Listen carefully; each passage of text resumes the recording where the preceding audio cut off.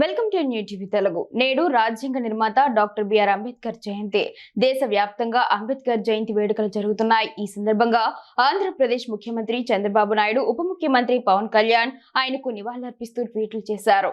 ఎప్పుడు అప్రమత్తులై, విద్యావంతులై, ఆత్మగౌరవంతో, ఆత్మవిశ్వాసంతో ఉన్నప్పుడే ఆ జాతి బాగుపడుతుంది అని భారతరత్న డాక్టర్ భీమ్రావు రామ్జీ అంబేద్కర్ అన్నారని, ఆ మహాశయుని వాక్కు స్ఫూర్తిగా బడుగు వర్గాల ఆత్మగౌరవాన్ని నిలబడడానికి, వారిలో ఆత్మవిశ్వాసాన్ని నింపడానికి అంకిత భావంతో మనందరం కృషి చేద్దామని ముఖ్యమంత్రి చంద్రబాబు పేర్కొన్నారు.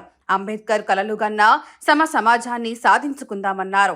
భారత రాజ్యాంగ నిర్మాతగా, స్వతంత్ర భారత తొలి న్యాయశాఖ మంత్రిగా, స్వతంత్రోద్యమ వీరుడిగా, ఆధునిక భారత సమాజ నిర్మాణానికి పునాదులు వేసిన అంబేద్కర్ జయంతి సందర్భంగా ఆ మహానుభావుని దేశ సేవను స్మరించుకుందామని, దళితాభ్యుదానికి అందరూ పునరంకితం అవుదామని చంద్రబాబు ట్వీట్ చేశారు.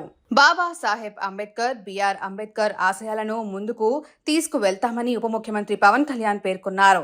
ప్రతి వర్గానికి సంక్షేమాభివృద్ధి ఫలాలు చేరేలా కృషి చేస్తామని తెలియజేస్తూ ఆయన జయంతి సందర్భంగా ఘన నివాళి అర్పిస్తున్నానంటూ పవన్ ట్వీట్ చేశారు.